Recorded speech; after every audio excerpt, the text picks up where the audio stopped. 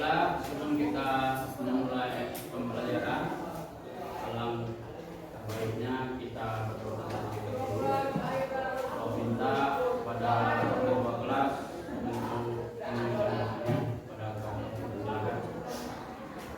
Berdoa mulai.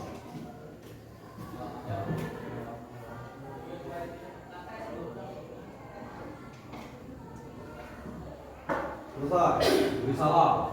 Assalamualaikum warahmatullahi wabarakatuh.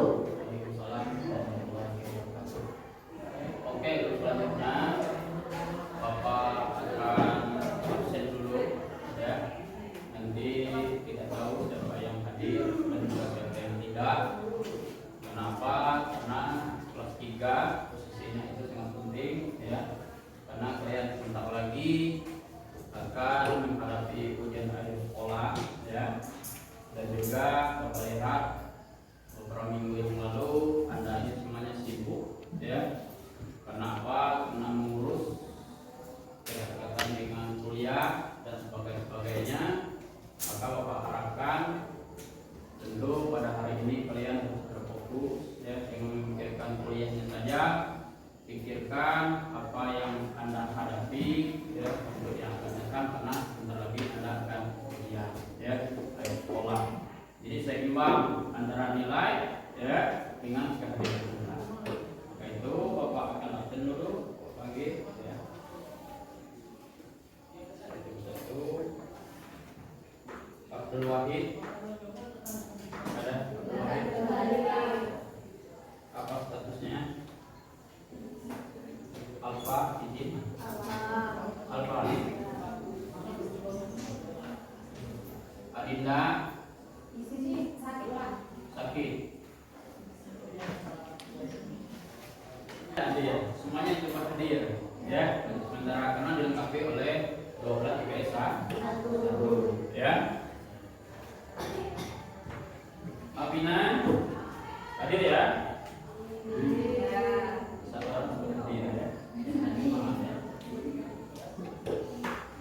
Agis. Ahmad Faziz. Alda.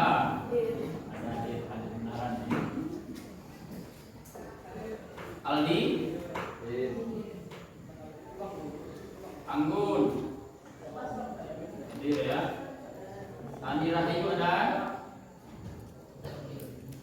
Ima ada ya? Dwi Rangga? Terry Susan? Fauzia? Jeffrey? Maifa? Oh ya. Mailiza? Ada Mailiza? Hadir ya? Abizar? Niken? Nursela? Ikan hadir ya?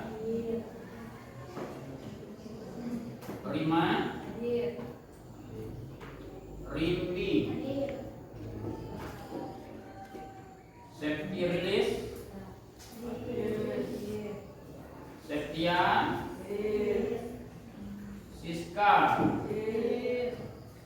Tanjung? Thomas? Tommy? Yuyun?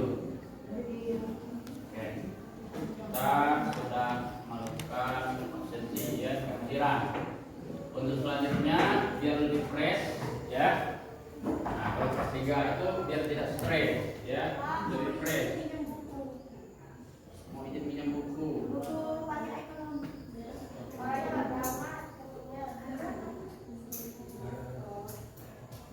Ada buku ekonomi. Nah, boleh. Ya, jangan masuk 2 kali ya. Masuk 1 kali aja. 5 kali, Pak.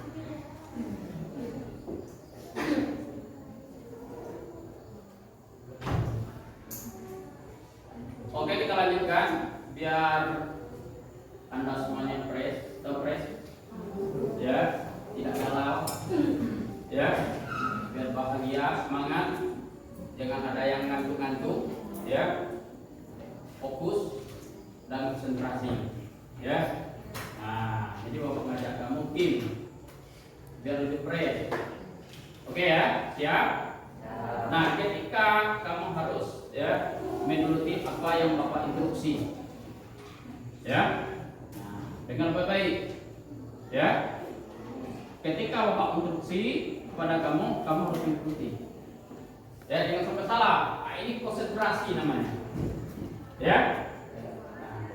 Konsentrasi. Konsentrasi. Oke? Siap? Siap. Seperti ini, ya. Kalau bapak bilang tepuk tangan 1 kali. Tepuk tangan 1 kali. Tepuk tangan 2 kali. Tepuk tangan 3 kali. Oke? Siap? Nah, kalau instruksinya 1 kali tidak dibilang tepuk, Anda dengan sebutan. Siap? Siap? Nah, tolong perhatikan kawan-kawannya, ya, kiri dan kanan. Siap? Nah, ya, apabila mereka kurang terfokus, ya. Oke? Oke. Sudah mengerti? Kita coba ya. Tepuk tangan 1 kali. Tepuk tangan 2 kali. Tepuk tangan 3 kali. Siap ya? Siap. Siap. Dengan kaku ya. Harus konsentrasi ya. Nah, dan perhatikan kawan-kawannya. Siap? Kita mulai. Bisa kita mulai? Tepuk tangan 1 kali. Tepuk tangan 2 kali. Tepuk tangan 3 kali. Tepuk tangan 1 kali. 1 kali. Nah.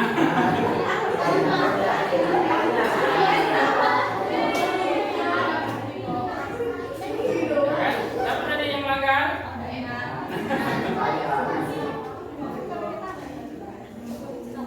Kita ulangi lagi ya.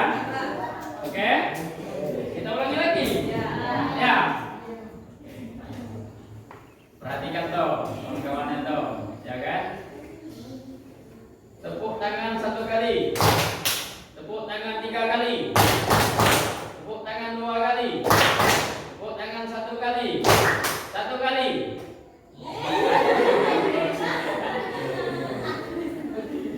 Masih ada juga ya kan? Masih. Nah, 1 kali lagi kawan. Ya? Oke? Siap? Nah, 1 kali ini kalau bisa ya kan? Tetap konsentrasi.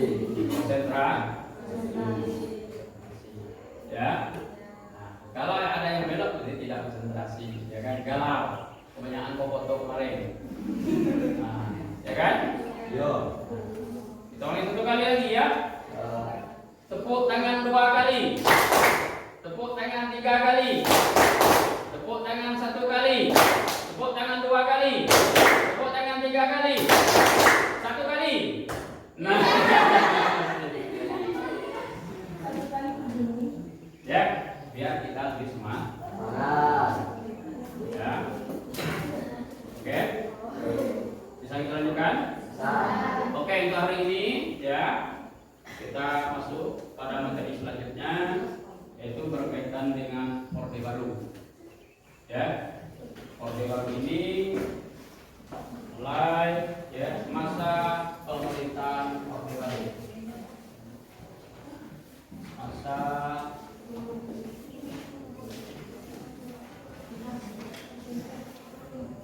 tahan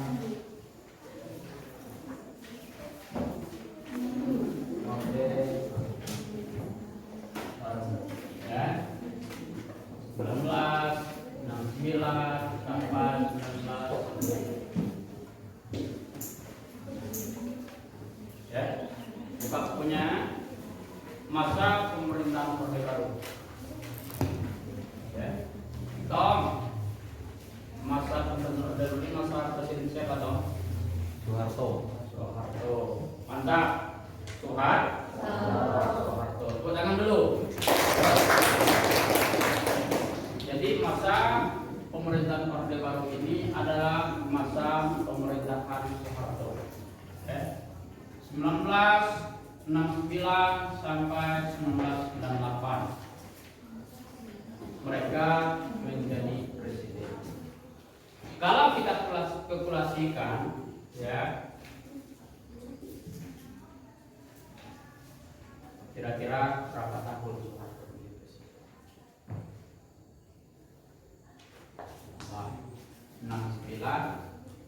1998. Berapa? 30? 32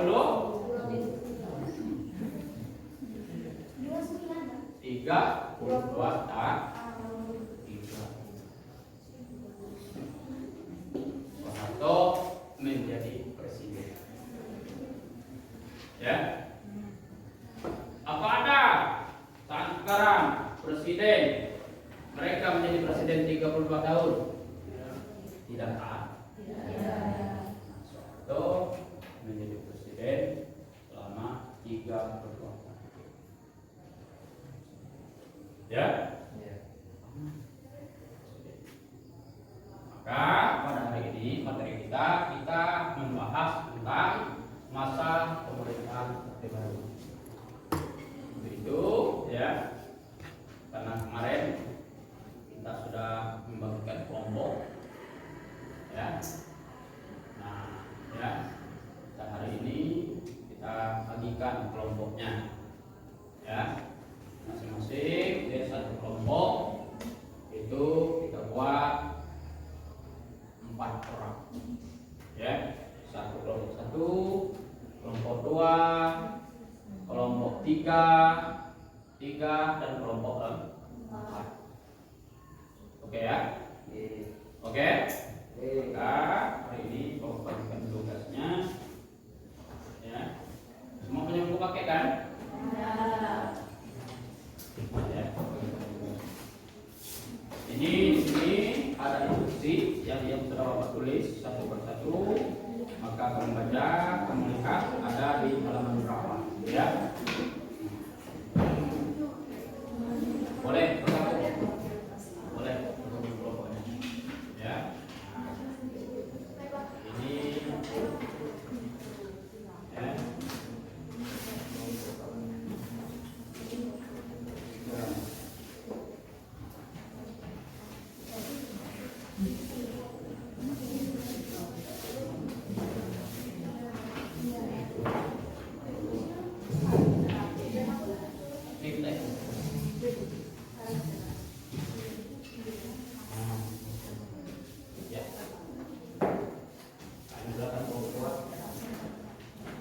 Ya, nah, lihat baca ini ya. Nah, lihat di pakai halaman berapa. Ya, gabung boleh gabung.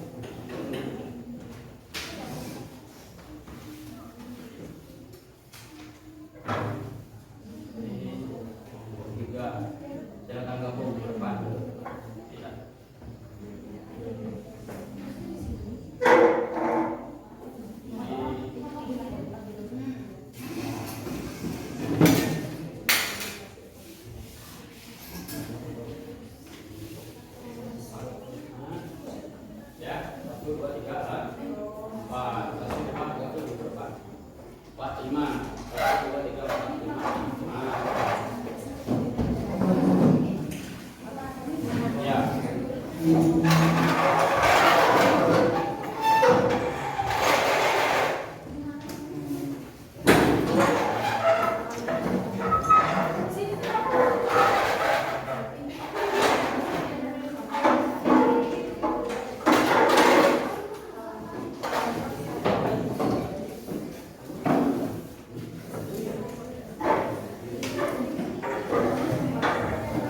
Di halaman berapa?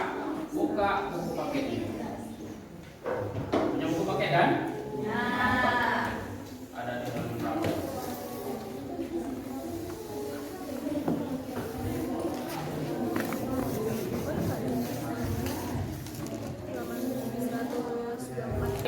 sekali kertas putih. Ya, ya, dilengkap saja ya.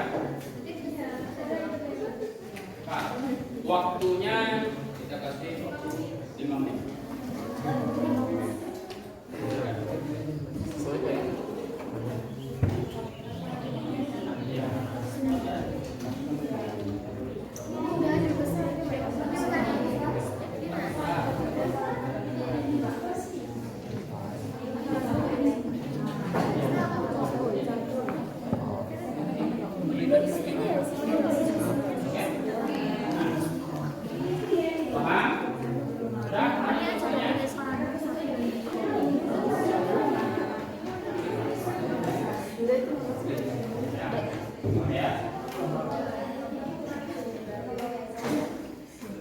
Silakan kerja.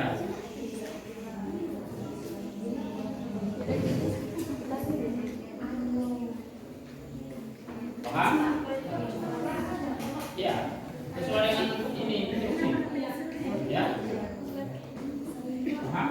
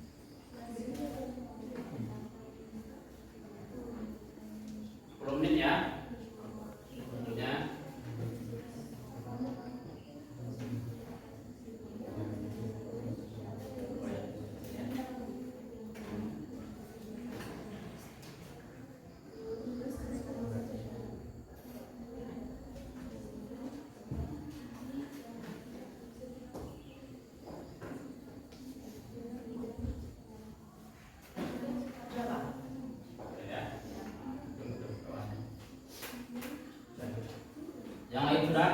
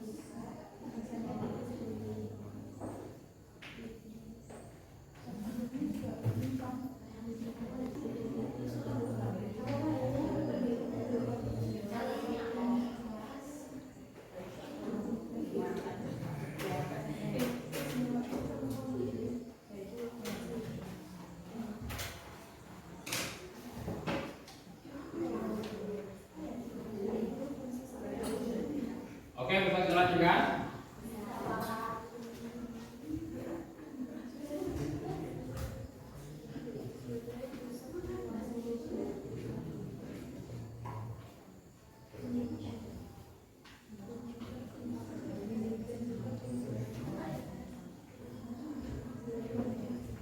Baik, perhatikan. Hari ini kita masuk pada masa orde baru, ya. Tadi sudah Tommy katakan bahwa ya masa pemerintahan orde baru ini yaitu 32 tahun. Ya, artinya ya selama 32 tahun Soeharto menjadi presiden. Nah, dalam atur undang-undangnya, undang-undang pemilu bahwa ya presiden itu kita laksanakan pemilunya itu berapa kali? 5 tahun sekali. Ya. Nah, kalau 5 tahun satu kali berarti ya Soeharto ini menjadi presiden itu pemilunya itu 6 kali. Ya, 6 kali pemilu. Ya, sampai 1998. Ya. Pemilunya 6 kali. 6 kali 5 30. Nah, ya. Kemudian kita masuk yang pertama, latar belakang lahirnya Orde Baru. Ya.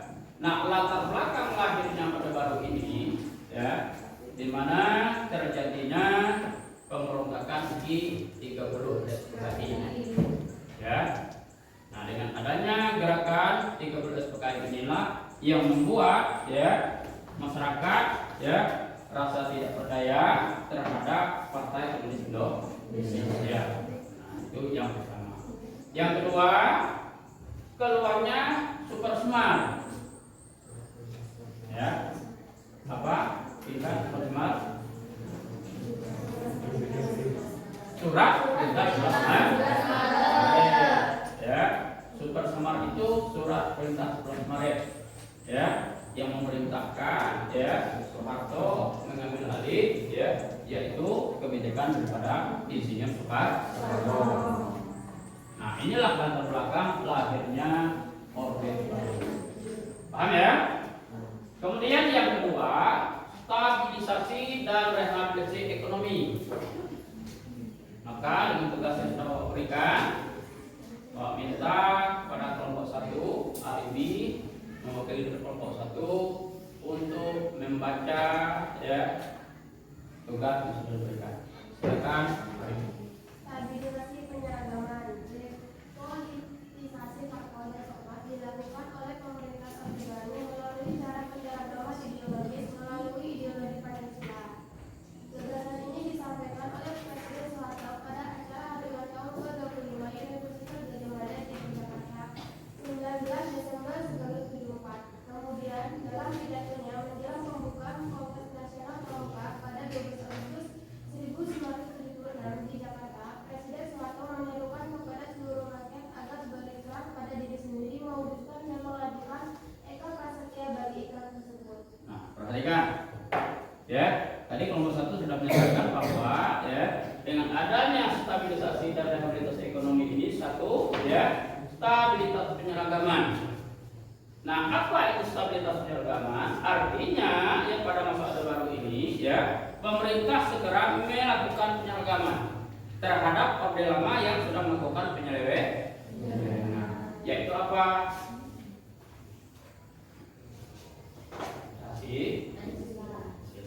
Apa itu Pancasila? Pancasila apa? Pancasila itu apa?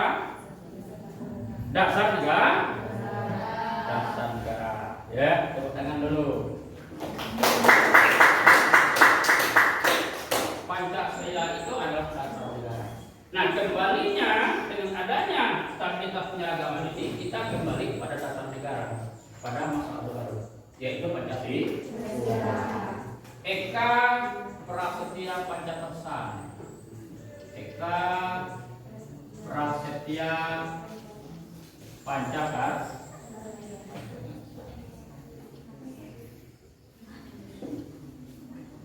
Pada masa Orde Baru, ya, pemerintah ingin membuat warga negara Indonesia ini menjadi Eka Prasetya Pancakersa.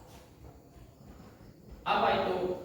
Yaitu ya manusia yang konsisten dan konsekuen mengamal isi daripada Pancasila. Apa itu konsisten? Konsisten.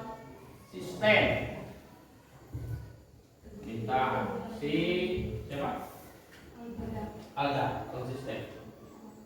Pengertian konsisten. Manusia yang konsisten.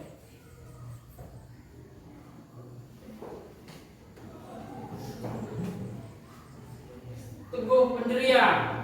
Siapa namanya? Teguh pendirian. Selain teguh pendirian, konsisten. Hah? Hah? Teratur. Mantap juga, teratur. Yuyu, apa itu konsisten?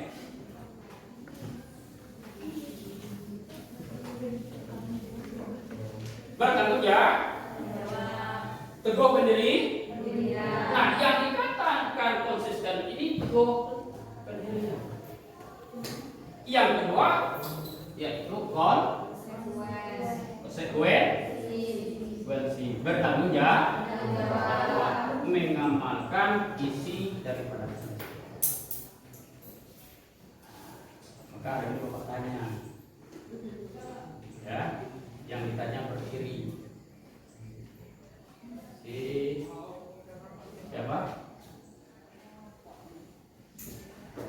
Ya, Satrio. Apa bunyi alinea pertama dari peta Pancasila? Berdiri. Pancasila. Ya. Ketuhanan yang Maha Esa. Ketuhanan yang Maha Esa. Mantap.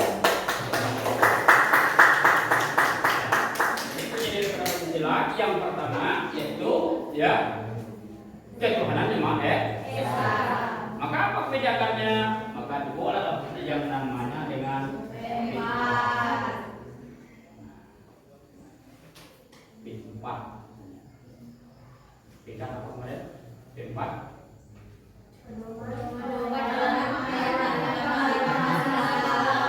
Pedoman penghayatan pengamalan Pancasila. Diwajibkan semua warga negara ini untuk mengamalkan isi daripada Pancasila. Siapa yang diwajibkan pertama? Satu, ASN. Nah, pegawai negeri diwajibkan mengamal isi daripada Pancasila pada masa itu. Yang kedua, pegawai BUMN.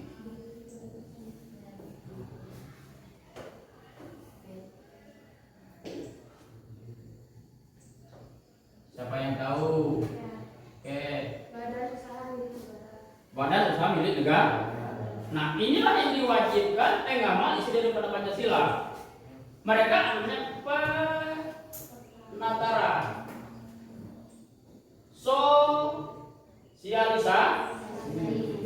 sosialisasi. Semua biaya ditanggung oleh pemerintah. Ya. Nah, setelah mereka ini dipenatarankan, disosialisasikan, maka mereka kembali ke kantornya masing-masing.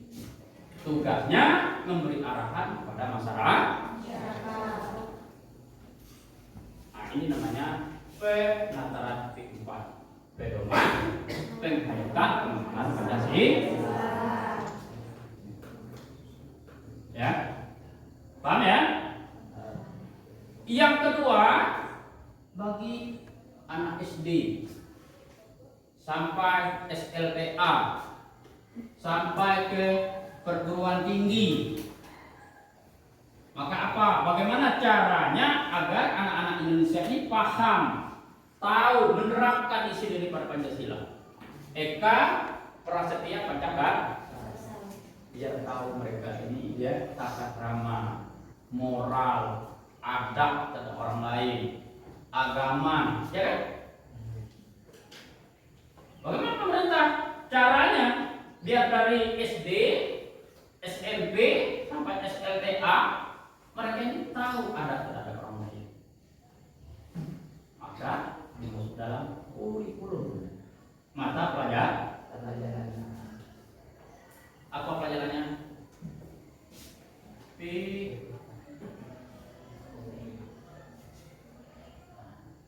Tahu PMP? Apa penyang PMP? Siapa yang tahu penyang PMP?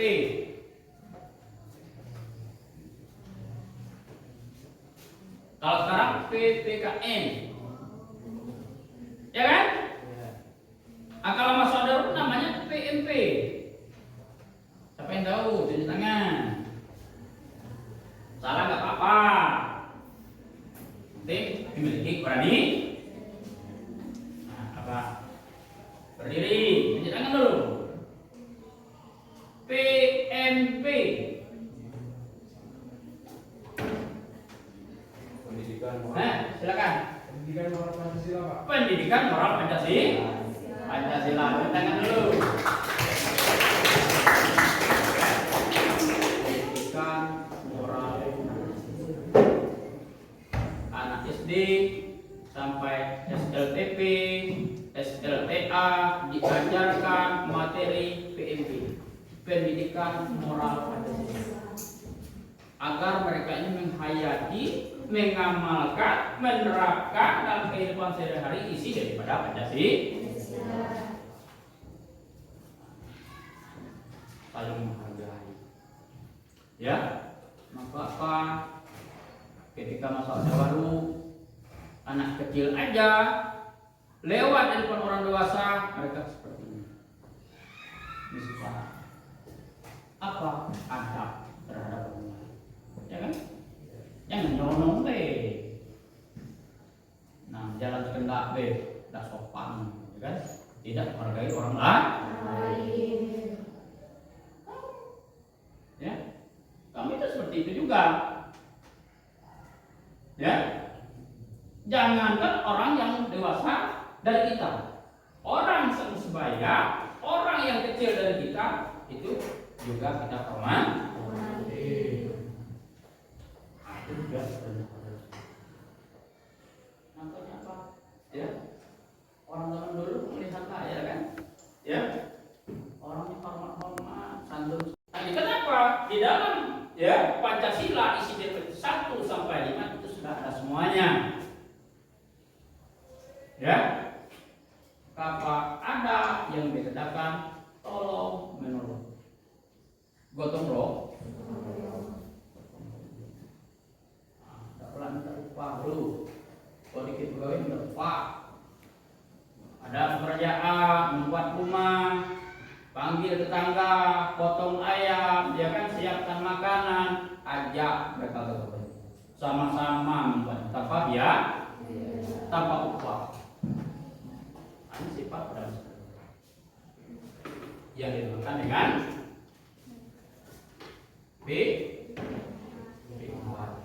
pedoman, penghayatan, pengamalan. Paham ya? Sip. Yang kedua, penerapan bui fungsi ABRI. Bahkan kelompok 2 mewakili tugas yang sudah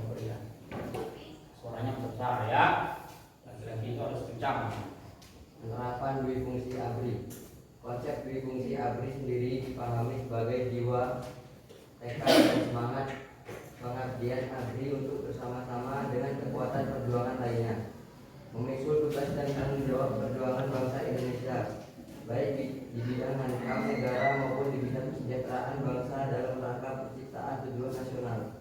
Berdasarkan Pancasila dan UUD 1945, berangkat dari pemahaman tersebut, ABRI memiliki keyakinan bahwa tugas mereka tidak hanya dalam bidang hankam, namun juga non-hankam. ABRI merupakan suatu unsur dalam lingkungan aparatur pemerintah yang bertugas di bidang kegiatan melindungi segenap bangsa Indonesia dan seluruh tumpah darah Indonesia.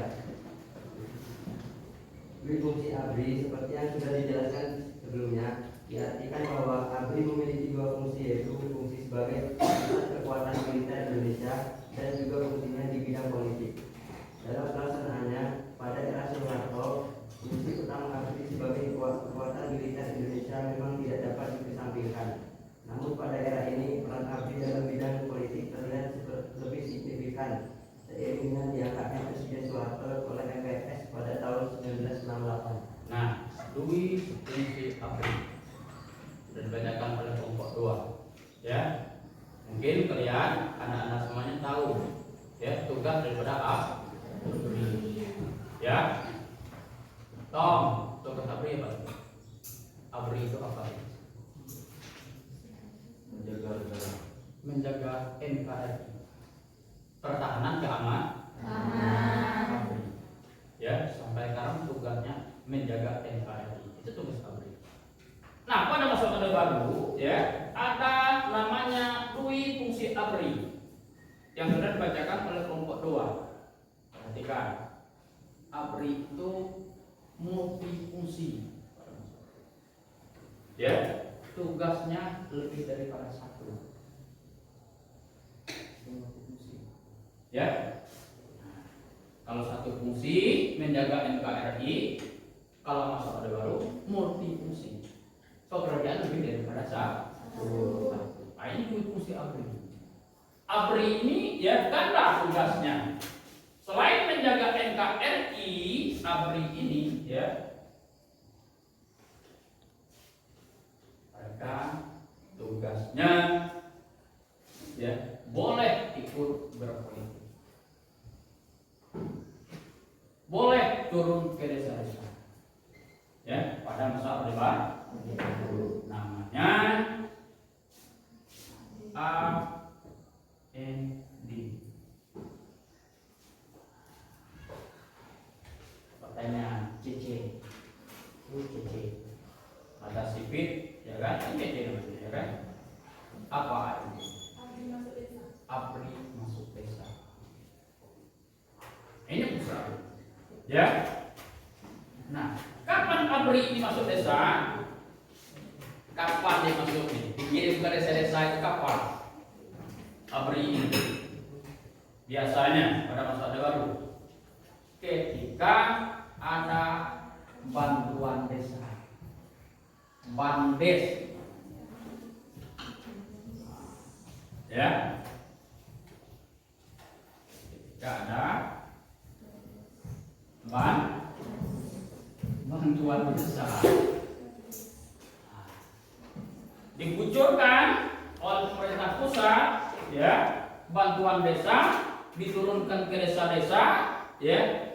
Nah, kepada kepala desa, ketika kepala desa ini menjalankan program proyeknya, baik itu untuk drainase, ya kan, membuat jalan, ABRI akan diturunkan.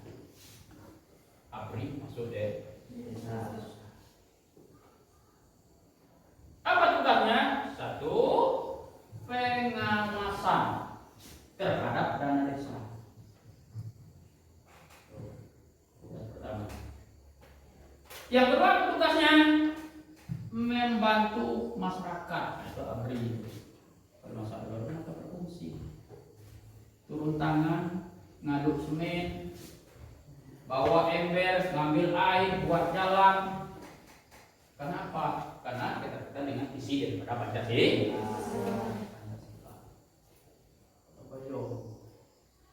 Ngajak masyarakat. Ini tidak mulai tidak ketemu lagi sudah. Ada tidak ketemu seperti itu?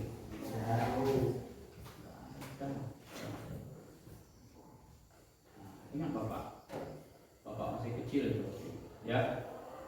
Bapak tuh, orang tua bapak itu kepala kampung. Kalau sekarang ini statusnya kepala dusun. Satu desa itu 7 kampung. Satu desa datanglah bantuan desa, bandes. Semakinnya transparannya kepala desa ini, uang yang didapatkan ini diumumkan melalui rapat musyawarah. Kepada siapa? Kepada masyarakat tuh. Kita nak buat apa? Kita kira-kira dusun kita siring, jam setapak atau apa? Sesuai dengan kesepakatan. Nah, cara membuatnya gotong royong dari dana yang sudah ada. Nah, ini Dwi fungsi APRI. Tugas APRI lebih diberasa. Nah, selain itu apa tugasnya? APRI boleh berpolitik. Kenapa? Karena di sini ada namanya pemilu 1971. Ya, maka kita minta pada kelompok 3 untuk membaca hasil ulasannya.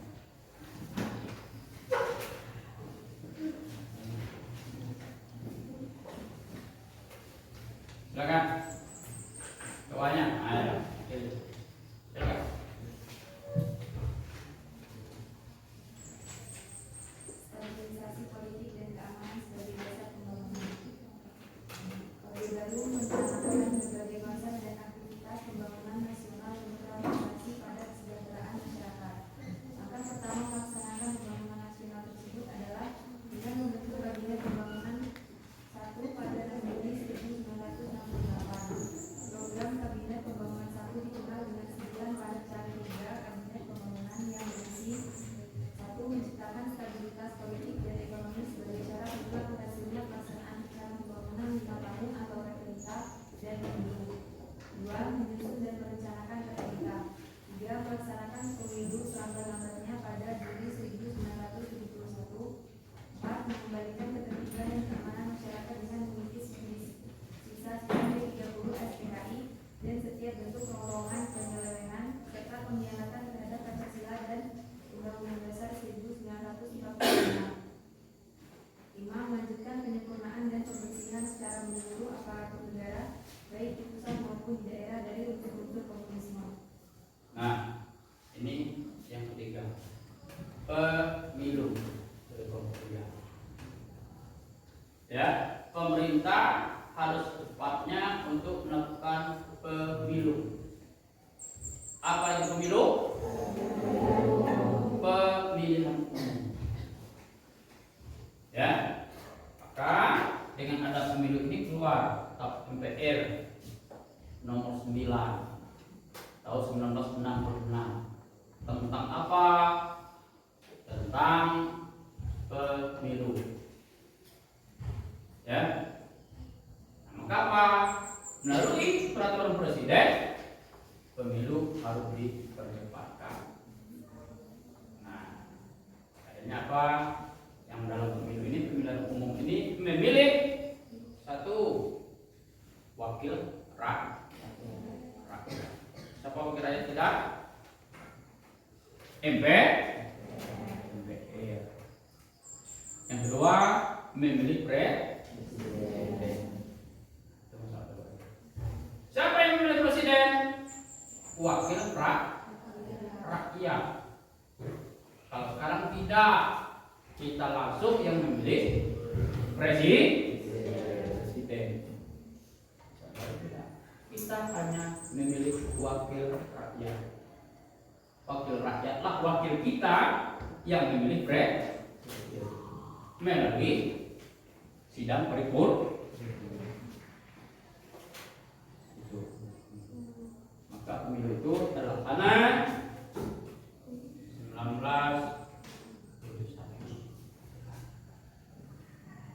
ya, sampai 19 adalah 6 kali pemilu. Ya, selama 6 kali ini ya pemilu dimenangkan oleh presiden. Nah, akhir 1971 presiden mengeluarkan perintah melalui peraturan presiden untuk memperkecilkan partai politik. Karena pemilu pertama itu ya yang ikut konsisten dalam pemilu itu hanya 9 partai. Nah, akhir 71 dikeluarlah Pilpres ya untuk memperkecilkan partai politik. Sehingga apa? 3 partai itu dalam pemilu. Bagaimana caranya memperkecilkan partai politik? Yang Islam masuk ke partai, yang non Islam masuk dalam partai Demokrasi Indonesia. Yang ketiga golongan nah, inilah partai yang ikut ya dalam pemilu. Ya, sebanyak 6 kali. Mulai dari 1971 sampai 1999 ikut dalam kongres pemilu. Ya, yang banyak dapat duduk kursi DPR kenapa pada masa baru? ASN diinstruksikan untuk memilih Golkar. Ya. Yang kedua, ABRI dilibatkan untuk membantu pemerintah. Ya, untuk melakukan sosialisasi. Itu dalam Bapak SD ingat. SD itu guru aja menginstruksikan. Padahal Bapak lagi SD, tidak ikut dalam pemilu oleh SD, ya kan? Kamu baru ikut ya kelas 3 ya kan? Kalau kelas 1 kelas 2 belum ikut pemilu ya kan? Pemilihan. Ya. Masuk dalam daftar pemilih tetap belum kamu ya? Belum cukup umur. Tetapi bagaimana caranya dalam pemilu ini sehingga mereka ini menang ya 6 kali pemilu? Caranya apa? Nah, ingat Bapak ya waktu SD oleh guru SD orang Marolian Pak Laki namanya. Kalau guru itu ingat terus namanya ya kan? Kayak kamu kaget belasan tahun pasti ingat Pak apa? Ya kan? Tidak pakai lupa, itu seorang guru. Kata orang jasa gitu ya kan bisa dilupakan. Walaupun kamu punya anak berapa nanti ingat itu Pak. Pasti ketemu Bapak, oh Pak apa? Ya kan? Bapak gitu juga. Masa ada berapa Bapak ingat siapa-siapa saja guru Bapak. Ingat Bapak diperintahnya. Apa katanya? Anak-anak pagi Pak. Sudah siap belajar, materi kita menggambar hari ini. Ya, tidak ada yang lain-lain, kita khususnya hari ini menggambar. Nah, sekarang Bapak bagikan buku gambar satu-satu. Dapat hadiah buku gambar dikasihnya. Kasih itu. Spidol yang warna-warni itu 1 bungkus. Pensil dikasih juga. Penghapus ATK dikasih. Perhatikan, ini persiapan untuk pemilu. Anda semuanya tolong buat gambar yang ada di perut burung beruda. Ingat ada ya? Ya. Nah, di perut burung beruda ini ada gambar siapa? Kepala banteng.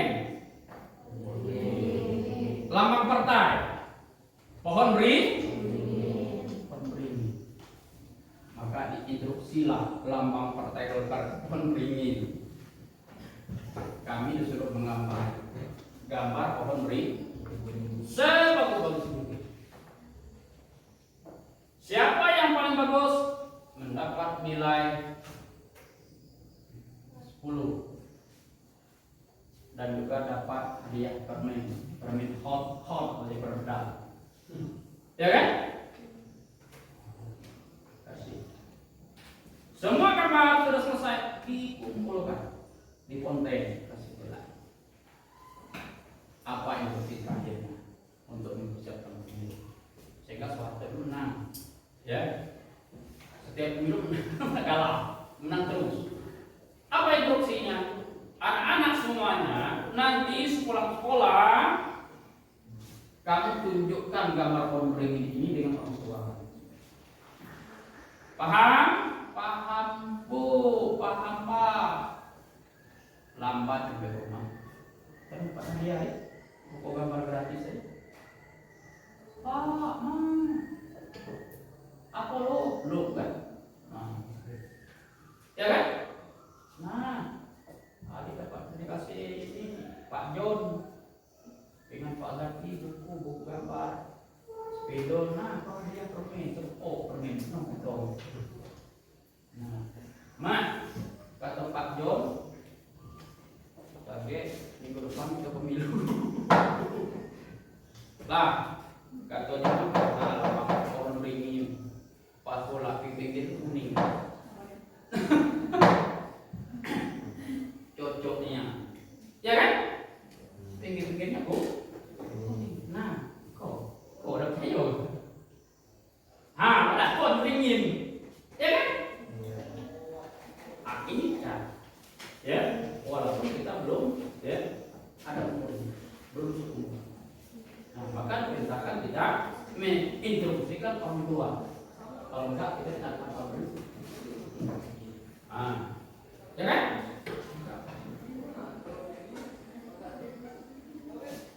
Maka apa? Dalam pemilu itu, ini alasannya kira-kira dalam titik Harto ini, ya, menang selama 32 tahun setiap kali pemilu.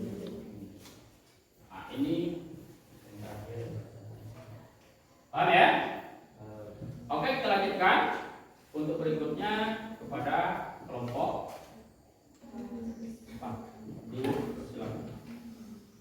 Kebijakan pembangunan Orde Baru. Tujuan perjuangan Orde Baru adalah menegakkan tata kehidupan bernegara yang didasarkan atas kemurnian, pelaksanaan Pancasila, Undang-Undang Dasar 1945. Sejalan dengan tujuan tersebut, maka ketika kondisi politik bangsa Indonesia mulai stabil untuk melaksanakan amanat masyarakat, maka pemerintah merencanakan pembangunan nasional yang diupayakan mulai program pembangunan jangka pendek dan jangka panjang. Pembangunan jangka pendek dirancang mulai pembangunan 5 tahun atau PUTA yang di dalamnya memiliki misi pembangunan di dalam rangka mencapai tingkat kesejahteraan bangsa Indonesia. Perhatikan ya, ini namanya pembangunan nasional. Pemerintah membuat program pada masa Orde Baru itu mulai awal pertama sampai akhir. Ya, menerapkan pembangunan nasional di beberapa bidang.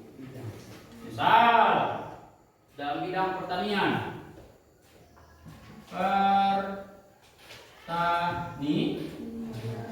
pertanian, bidang industri, ya, bidang perhubungan, bidang kesehatan, dan bidang pendidikan. Nah, ini namanya repetita.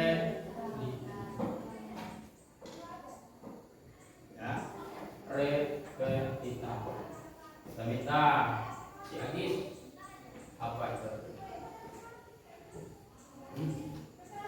Repetita, rencana pembangunan.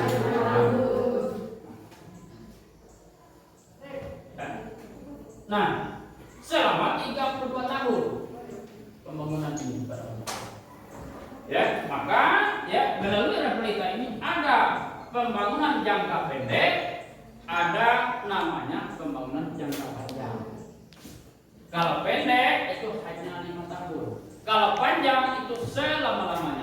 selama mereka menjabat. Namanya rencana pembangunan. Ya. Nah, di dalam pembangunan ini satu bidang pertanian, industri, perhubungan, sampai pendidikan. Nah, di semua bidang ini dalam pembangunan jangka pendek yang panjang itu sistemnya estafet. Kalau tidak terrealisasi, dilanjutkan tahun berikut. Ini contoh bidang pertanian. Nah, di bidang pertanian masa Orde Baru untuk meningkatkan ekonomi kita, kesejahteraan masyarakat, ya, mereka menginstruksikan untuk membuka lahan yang kosong. Nah, hutan sibuk buka. Itu ya. Nah, sebelum dibuka, masyarakat akan disosialisasikan, dibuka ilmu, cara penanaman, cara pemupukan, cara perawatan, diberikan bekal kepada masyarakat. Ketika mereka membuka lahan. Nah, ketika mereka ini membuka lahan di bidang pertanian, baru adanya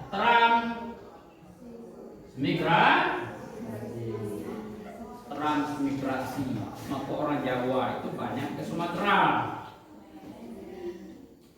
Kenapa? Singkut ini basisnya. Singkut ini banyak lahan yang tidak digunakan, banyak hutan. Apa Soeharto? Agar Singkut ini jangan ya selama-lamanya bergabung dengan Kecamatan Kepulauan Singkut. Agar Sarolangun ini jangan selama-lamanya bergabung dengan Kabupaten Sarolangun Bangko. Itu apa kebijakan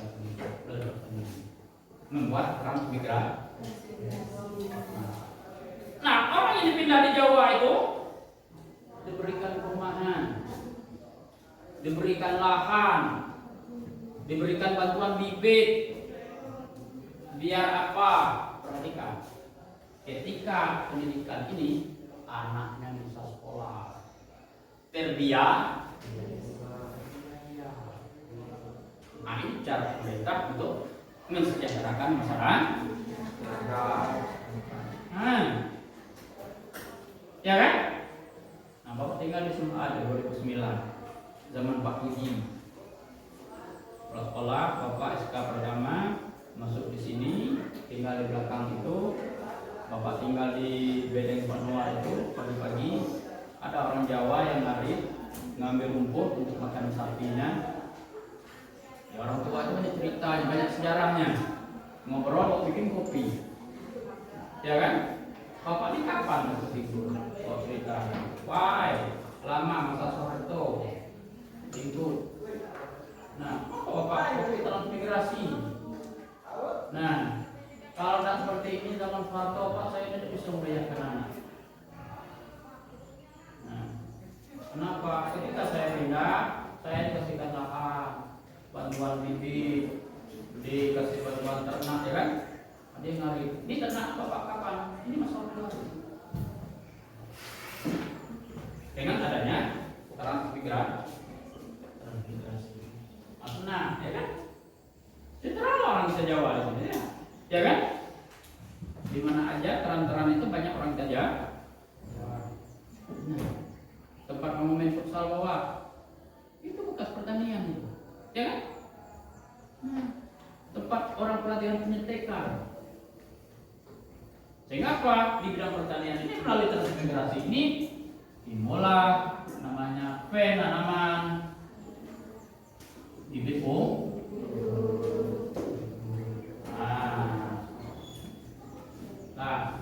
bibit unggul, tahu bibit unggul? Ya, kalau manusia jadi bibit unggul. Kalau manusia bibit unggul banyak anak, tidak mau masa baru. Maka bidang kesehatan ini, ya, kesehatan ini dibuat pemerintah. Tapi keluarga berencana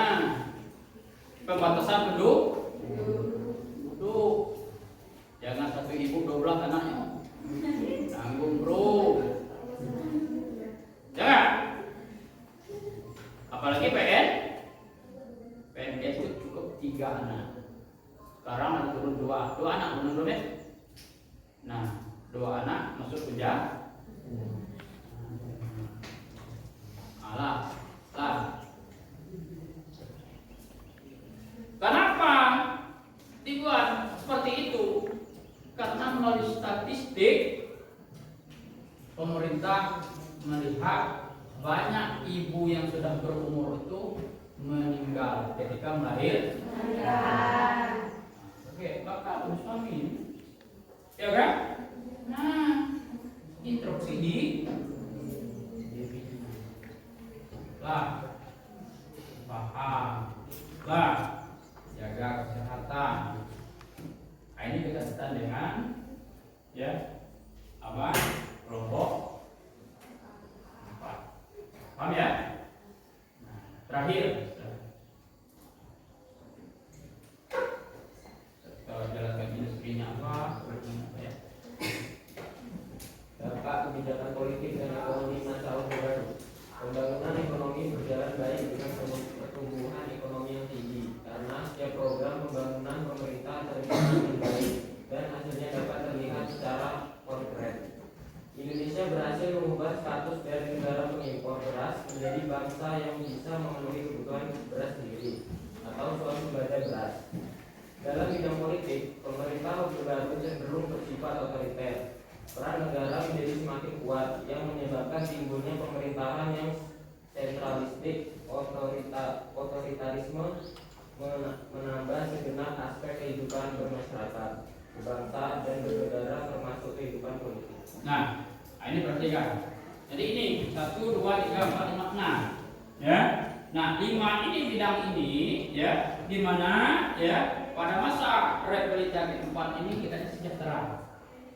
Sudah dibacakan oleh kelompok terakhir, swasembada. Apa itu swasembada? Kita kelebihan makanan pokok, beras kita berlebih, bahkan kita ekspor ke luar. Ya, beras murah. Kalau ini mahal beras. Berapa sekarang? Mana dapat 20 kilo, 300.000 dah. BPS. Nah, di pulau kita ini swasembada. Ya, Thailand, Singapura, Malaysia kita yang mengimpor beras. Dengan kita melakukan revolusi hijau penanaman bibit unggul. Nah, berhasil. Ya, nah ini keberhasilan pemerintah. Nah, tapi sifat peran negara itu lebih kuat, yaitu bersifat otoriter. Apa itu otoriter? Artinya kita harus mengikuti kemauan. Nah, kenapa? Karena tidak ada hak asasi manusia, HAM. Ada cerita kita respon itu kalau kita melawan pemerintah.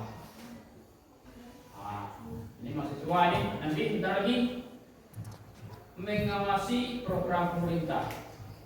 Ketika ada kesalahan mulai lakukan demo, ya kan? Nah, ini kamu jadi mahasiswa. Demo kamu protes dengan pemerintah. Nah, 2 opsinya, bisa bersifat anarkis, ya kan? Bisa bersifat damai. Mahasiswa, ya, di Jambi mahasiswanya ada perkumpulan mahasiswa Serolangun. Ketika bupati korupsi, ya kan, pemerintah Serolangun korupsi, ketahuan demo. Di mana? DPN yang kantor penuh, kantor kejaksaan. Demo tetap mulai masih bawa. Nah, kan tidak direspon. Mahasiswa. Kalau dulu pada masa korupsi, siapa provokatornya akan diambil. Maka ada kasus 98 pembunuhan terhadap mahasiswi diberikan terhadap mahasiswi Trisakti menolak Belanda ketika mereka melakukan kemerdekaan. Oke, paham? Itu aja ya. Nanti kita berikan tugas ya untuk pekerjaan di rumah selanjutnya ya. Meminta minggu depan dikumpul. Ya, ini ada beberapa tugas kita berikan. Ya, ada tugas individu ya. Nah, minggu depan bisa dikumpul di Bapak. Ya, ada penilaian ya. Paham ya? Paham? Nah, sampai sini dulu karena waktu kita sudah habis ya. Mudah-mudahan apa yang Bapak sampaikan bermanfaat bagi anak-anak semuanya ya. Untuk selanjutnya tolong jangan ingat pastikan karena sebentar lagi kalian akan menghadapi ujian ya. Kenapa guru juga berupaya membantu kalian juga bersama. Jadi bersama-sama agar anak-anak semuanya diterima di perguruan tinggi negeri. Oke ya. Sekian Bapak akhiri. Assalamualaikum warahmatullahi wabarakatuh.